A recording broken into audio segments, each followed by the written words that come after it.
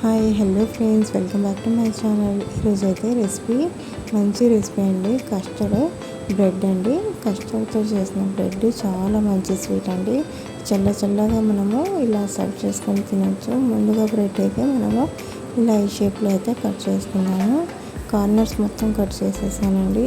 ఇప్పుడైతే మనము పాలను 1 లీటర్ హాఫ్ మిల్క్ని వేడి చేసుకున్నాను. ఇదైతే కస్టర్డ్ పౌడర్ ఇలా ఉంటుందండి. ఇప్పుడు దీన్ని ఒక 2 స్పూన్ల వరకు కొంచెం పాలు వేసి ఇలా మిక్స్ చేసుకొని గడ్డలు లేకుండా ఉండలు కట్టకుండా ఇలా మంచిగా ఇలా కలిపి పెట్టేసుకోవాలి. ఆ తర్వాత మనం బాయిల్ చేసుకున్నాం కదా మిల్క్ బాయిల్ చేసుకున్న తర్వాత దీంట్లో మనము క్వాంటిటీని బట్టి షుగర్ యాడ్ చేసుకోవాలండి. ఇప్పుడైతే ఈ పాలకైతే నేను 4 స్పూన్ వరకు పెద్ద స్పూన్స్తో 4 స్పూన్స్ వరకు చక్కెర వేస్తున్నాను. ఆ తర్వాత అయితే నేను ఇలా కొంచెం బాయిల్ అయిన తర్వాత మిక్స్ చేసుకుంటున్నాను.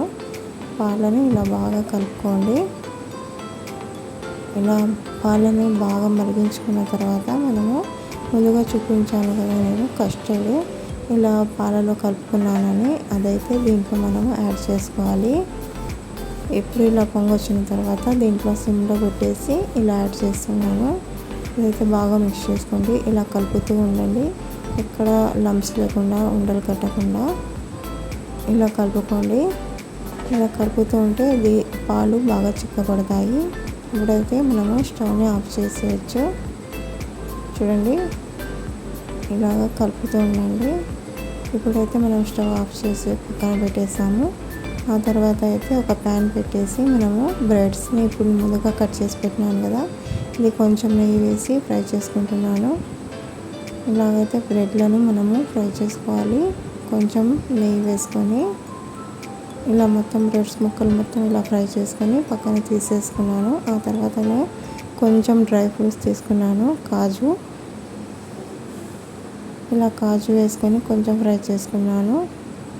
కిస్మిస్ కూడా వేసుకున్నానండి. ఇది తీసేసిన తర్వాత ఇప్పుడైతే ఇలా కిస్మిస్ వేసుకున్నాను. ఇలా మొత్తం ఫ్రై చేసుకొని సపరేట్గా తీసేసుకోండి. అంతే అండి, ఇలా సింపుల్గా తీసుకోండి. ఆ తర్వాత మనము ఒక బౌల్ తీసుకొని ఈ బ్రెడ్ ముక్కలను ఇలా పెట్టేసుకోవాలి. ఇప్పుడైతే మనం కస్టర్డ్ రెడీ చేసాం కదా, ఇదైతే ఇలా వేసుకోవాలి. దాని తర్వాత మనం డ్రై ఫ్రూట్స్ వేసుకుంటూ ఇలా బ్రెడ్ ముక్కలను పెట్టేసుకుంటూ కస్టర్డ్ వేసుకుంటూ ఉండాలి. ఇలాగైతే మొత్తం వేసుకోండి.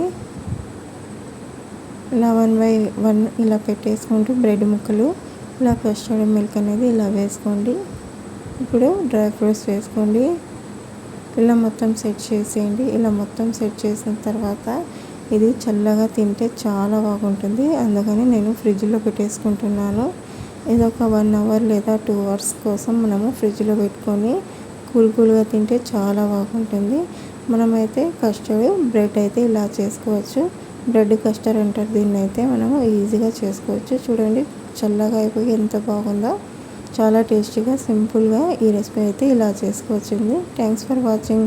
నా ఈ వీడియో మీకు నచ్చినట్లయితే ప్లీజ్ లైక్ చేయండి, షేర్ చేయండి, సబ్స్క్రైబ్ చేసుకోండి. Okay friends, bye.